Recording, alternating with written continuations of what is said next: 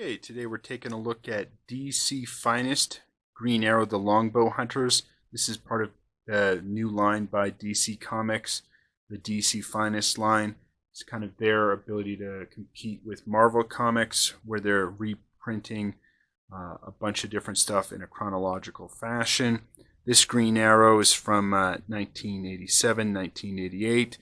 It starts with the Prestige series Green Arrow, the Longbow Hunters, then goes into the monthly new Green Arrow, as well as some individual one-shots. So this new Green Arrow, with the Longbow Hunters, this is the Prestige three-parter by by Mike Grell.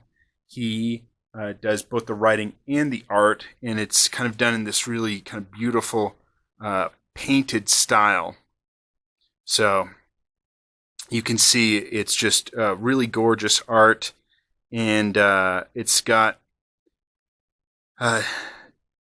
Green Arrow and Canary, and they're set in a more grounded, more realistic setting. So it's set in Seattle, and there's a lot of references to a ton of references to the Pacific Northwest, Washington State, and I do really like it. I just kind of like the more groundedness here, and nobody is super powered here. So it's I really prefer the superheroes that aren't super powered. The storytelling is much more interesting because you can't just use the superpower as a Deus Ex Machina to get out of the problem of the month, and so you can typically just get better writing. So this is a much more bloody comic, though. Sometimes a lot more flesh showing.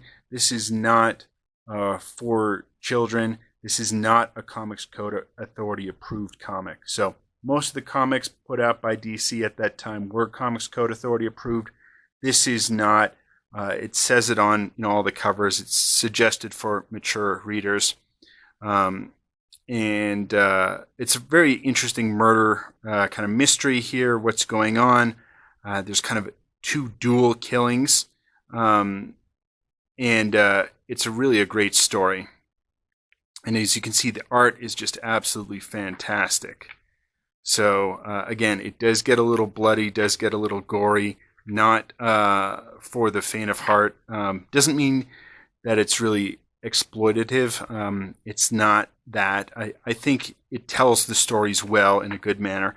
You can also see here, this is the introduction of one of my favorite DC characters, Eddie Friars. He's just a real interesting character, and his development throughout the years is excellent. And this is his introduction here. Mike Grell creates the character, and it's excellent.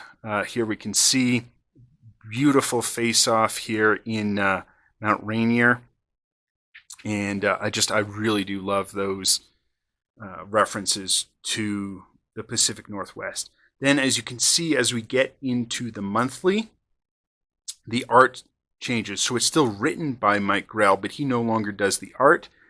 And sometimes you got a single issue story. Sometimes you've got storylines running multiple issues, but the art changes. It's still excellent. I still think it's really solid art. But you can see it's by a different artist, and really well done. So interesting stories, well written, but definitely more for a mature audience. If you're thinking of getting this for your kids, I wouldn't. I would pass on that. And again, boom, Eddie Friars is making yet another appearance, and just such a great character. Now, there's quite a few interactions with the Question. I think that was written by Denny O'Neil. And again, he's not really super powered. He's got this, chemicals that make it the mask that disguise his face. So I really do like this kind of quote unquote more realistic, more grounded comic. All the art is really fantastic except for one of the DC annuals. Let me pull this up. Here, I do not like this artist. The art is very basic, not well defined, not that interesting. as you can see here. Now, throughout the rest of the book, it's excellent art. You know, the more painted style by Mike Grell. Also, most of the stuff in the monthly. This is one of the annuals. They had to get some fill-in artists, and it's quite poor, but the rest of the art is fantastic. It's really good story, and I really like and appreciate how it's set in the Pacific Northwest. And again, they're really trying to play that up here. You know, here you can see Canary's got the Seahawks shirt. So if you want a more realistic superhero that's non-super powered, that tells stories within that limitation in order to, I think, make more interesting stories, I would check it out.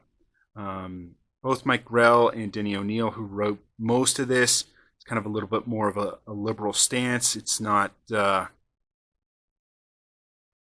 a way that's overbearing. Sometimes when people are trying to do a message, at least nowadays in modern comics, it's way too on the nose. That doesn't happen here, but it's just got this beautiful Pacific Northwest setting.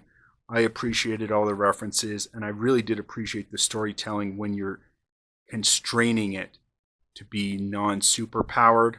It makes the stories much more meaningful and clever, really, because the author has to write it in such a way where you cannot just reset everything with the superpower.